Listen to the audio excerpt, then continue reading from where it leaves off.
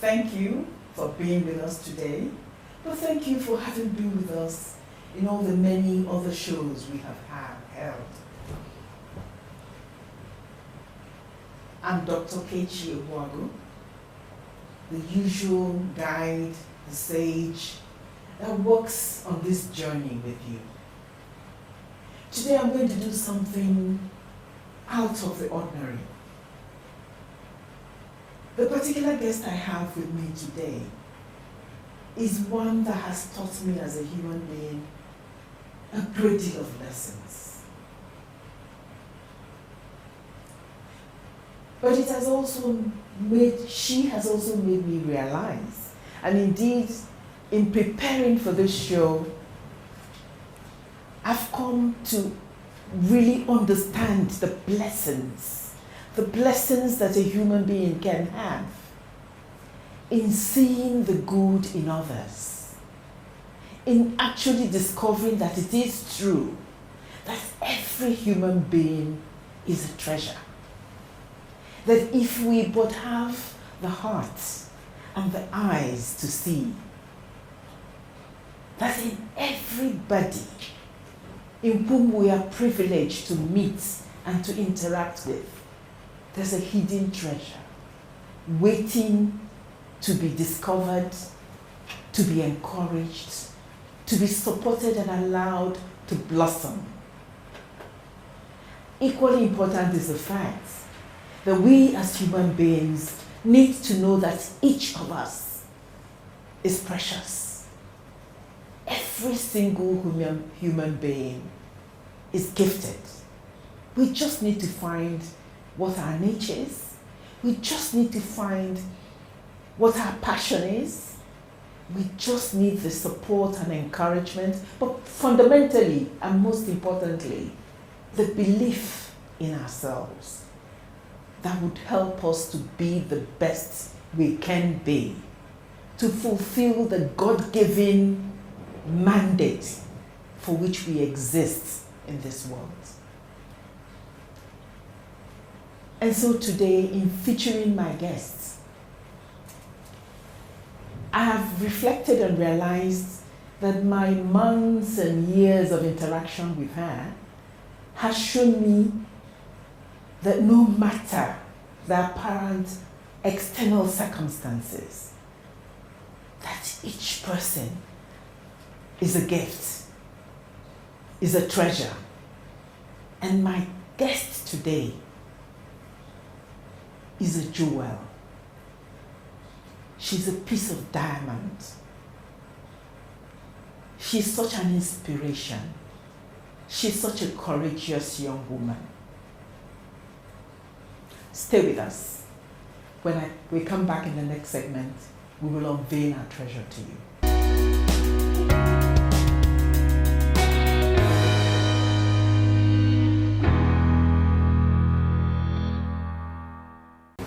Welcome back. Thank you for staying with us on the stage. And I promise you, this is a ride you will never forget. Because as I said before we took a break, our guest today is special. She is simple.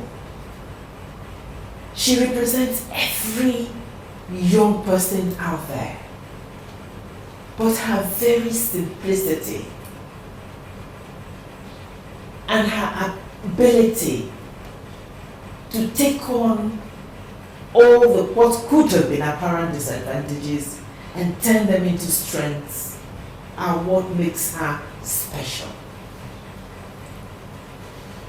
Please join me in welcoming Theresa Marcus to the stage.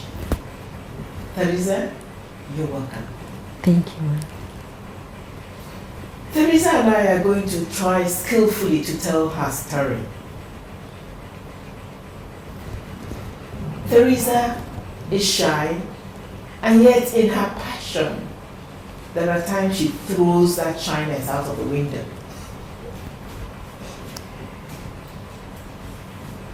Theresa was a foundation fellow of Conversations for Change, And she has a very special place in my heart. Because as I looked at that particular set of fellows, I felt, oh dear, perhaps this is the one with the greatest handicap, so to say, if I may use that word. Because the others had double degrees and all kinds of things, and were blowing their fat gram at her. But she had made it herself through the vigorous interview processes and made the selection. And she showed us what she was made of. Theresa, as we join together to tell your story, let me start by asking you to tell us a little about yourself. Thank you, Ma. Thank you, viewers. My name is Theresa Marcus Akbar. I'm from Akwa Ibom State, and I have lived in, I went to my primary and secondary school in Akwa Ibom State, Eket local government area. My secondary school was in Eket Comprehensive Secondary School.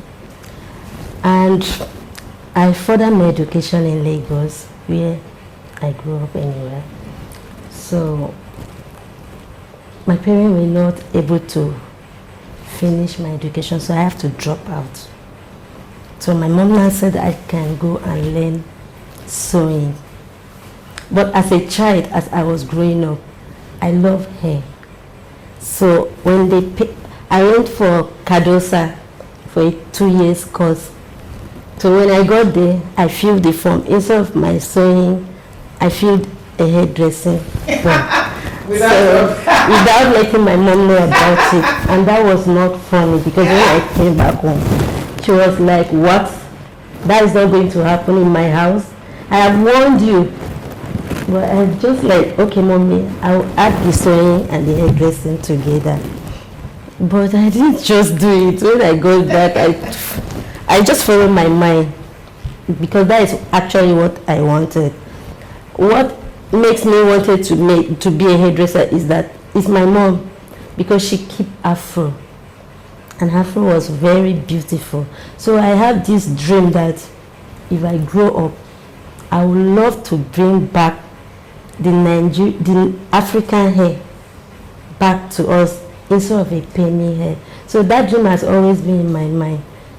So that was how I now followed the line and become a hairdresser. I went through a 2-year course and I get my degree as a hairdresser in Kadosa. So people say that I am kind, gentle, love, but I just know that I have something in me that speaks more about me, that nobody can resist when you come in contact with me. That's my voice, especially my attitude towards people. I care about people. I can go extra mile to make sure that you are happy, even if it means to hurt my own self. So that also have taken me a long way as I was growing up. So that's all about me. That's a beautiful story. Let me emphasize a few things about that Theresa said. Theresa is a hairdresser, and that is what she worked with us in C4C to perfect. She's an accomplished hairdresser. I'm very proud to say that my hair today was indeed made by Theresa, and I think this is probably the best hairstyle I have had doing all this series of production. She's accomplished. She's a young lady who followed her heart, her dream. And sometimes that means going against what your parents say. And therefore Theresa, in all her gentleness, her shyness, followed her heart, she followed her passion. Before we go on any further, we're going to take a break.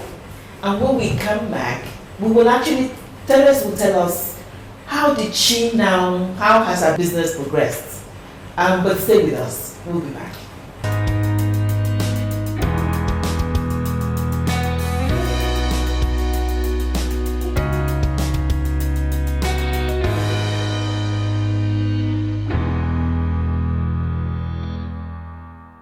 thank you for staying with us and welcome back to the stage. We've been talking to our Theres. I call her my Theres. And she told us how she's shy, how she's quiet, but how she loves people and how she goes the extra length, even if it's to inconvenience herself to reach out to people, which is a wonderful, wonderful gift. And which I am sure, as we listen more to her, we'll find that has a lot also to do with her success today. Theres, my dear, thank you for again accepting to come tell your story. Tell us, so you defied mommy, you graduated in hairdressing, and then what happened? Did you try to practice? Yes, I tried. I worked in Lagos. After my graduation, I do my IT, then start work in 7th Avenue, Koluri's beautiful salon. I started work, I worked there for a year. I was paid, I think 17,000 or something. So, after working there, I now got another place to work. So I went there because the payment was a little bit more higher. So I've worked as a hairdresser at least for 15-16 years. I've been on the field. So after working, I saved some money. I opened my own shop in Lagos. But I was not fit. I shouldn't put it fit. I was not able to maintain the business, so I closed it down. A friend of mine now said, in Port Harcourt, the business is boring, that I should relocate to Port Harcourt, which I did. I went to Port Harcourt. I work in few salons and I gather money to open my own salon. So I work in Port Harcourt in my own shop for 2-3 years, and I was not able to pay my rent again. So I get tired of everything. But I give up and I went to look for work. I was working in one company. So one day I was coming back from work and I saw a stylist needed in Romokuta. So I was like, let me just go and try. At least I know this work. So I got there and I asked the woman that I wanted to work for her. She now said, with this your jacket, or you want somebody to make your hair? And I said, no, I'm a hairdresser that I can work. So there was a lady that was sitting there. She now said, fix this lady hair. She was doubting me that maybe I was lying. So I now made the lady hair. After making the lady hair, the girl did stand up and dash me 500 naira. Oh. So the woman was like, okay, start work immediately. Oh. And I said, no, let me get home. I'll start work tomorrow. She said, no, start it now. So it was as maybe the hand of God was just on me, because when I start work, a salon turnover, and she was very happy. So, but that was not my dream. I just wanted to own my own business, train people the way I was dream of, then do what I know how to do best, not working under anybody at that stage. So I told her that I really need to stop the work. She said no. And I said no. She said, why? Am I wicked? And I said, no. I stopped the work without her knowing. So she came to the house and begged, and I said, no. So I was like, I'm tired of everything. I don't know what to do again. So my sister now called me that she would come to Lagos for a visit. When I got there, I now found out that she has a shop that she was selling weave-on. And I said, okay, let me turn the shop to a hairdresser salon. I can be selling your weave-on and also do my hair. So I started. It was going well. The money was coming, but I didn't have this ability to like save my money, keep the money, or doing anything that come by. I just have to use the money. Sometimes they will call you, I need money. I will just, so it was really affecting my business. At the end of it, I was not able to continue. So I had to get a job at etc. at Kilo, which the man I entered I work as a stylist. He finally made me the manager of the place. So I worked with her. It was going well. But later I learned to her I was not going to work again. It caused a lot of trouble. He now like threatened me that if I leave him, he will call police, he will do this. And I said, I didn't sign an agreement with you. So I left the place. He wasn't happy about it. So I was just being frustrated. I didn't know what to do. My sister now called me in Abuja that I should come and visit. So I leave everything and I came here to visit my sister. That is where the glory of God now locates me in Abuja here. So I was in the house one Sunday. I refused to go to church. She just ran out. Run, go to the church and take a form. I asked, form for what? And I said, just go first. So I went there and I did not see the form anywhere. So I came back and I said, go online. They said I should go online, that I will get it. So you go online, I filled the form and I was called for interview. So that is where I meet my guidance angel called Chidera. So Chidera was beautiful. I don't know what to say, but I think God just keep her there for me. Because when I came in, I was a kind of shy. I was almost going to cry. So he was like, what is it? It's not a do or die. Come. You can make it. I know you will make it. So she just threw one question on me. What about if I was not your customer and you want to have me as your own customer, and how will you now do it? I said, what? In my own field, I want to have you as my own customer. That means I don't mind doing hair for you for 1 month for free. And I said, how? I said, because I will do the hair because I want to have you as my own customer. So I will do your hair 1 month for free and I will not take 10 naira from you. But when I have you as my own customer, I will make sure you pay for all the 1 month hairdo that I did for you. Indirectly, you will not know, because when I say, okay, for example, if you go to a salon and they will give you a cup of water to drink, most of the time they give you tea to drink and they charge you 500 naira. The main hairdo is 200 naira. The tea you drink, you have paid for the money. The water you drink, you have paid for it. So it's not for free. Nothing is for free, eh? Yes. So for that is how it ended, and I was happy that I was among the people they called for payment. Thank you. That's an absorbing story, Theresa. Thank you. What Theresa is again explaining to us was how she got to be part of the fellows in Conversations for Change. So it's an amazing story, and we thank God, as you have said, for Chidera, who was there to encourage you, to give you an opportunity to rise to the questions. So now that you became a C4C fellow, how has that affected your business? So much. Thank you very much, ma'am. Thank you, viewers.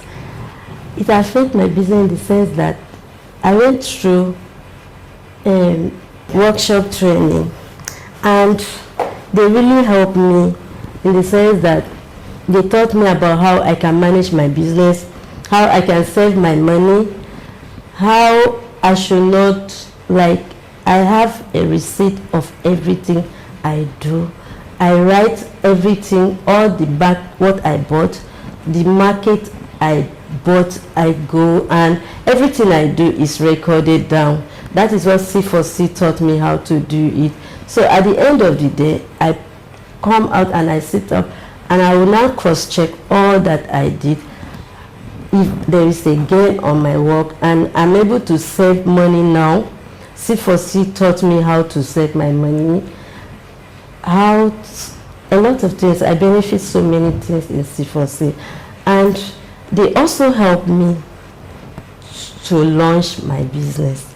The generator I'm even using in my shop now is from C4C.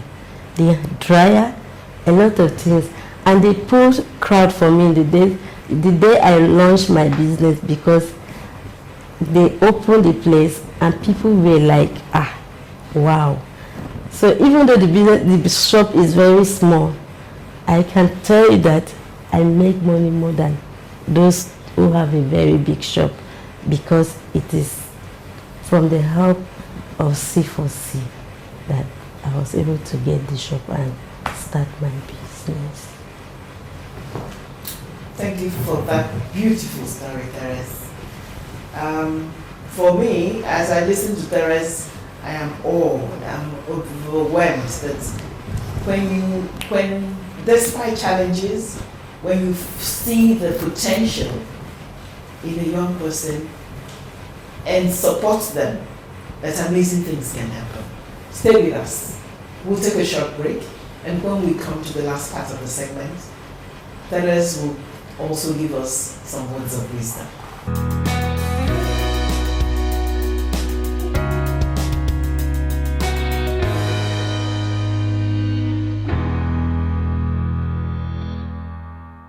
Welcome back to The Sage, and thank you for staying with us. You will remember we have Theresa Marcus on the set, and together, working with her, we'll be telling her beautiful story. Sometimes things Theresa cannot say, because I journeyed, I was part of this journey, I will say. As I had said at the beginning of the show, Theresa is an example of the thousands of young people we have out there. Sometimes the circumstances of your life do not allow a college degree, a university degree, or a post-university degree, and yet you have a God-given right to still make a way in this country, in this life, to economically and otherwise empower yourself. And Theresa has been an inspiration in that regard. Let me tell a little story. Let me tell about, with the other fellows in the set, like I said, perhaps Theresa was the only one who didn't have even a second degree or something.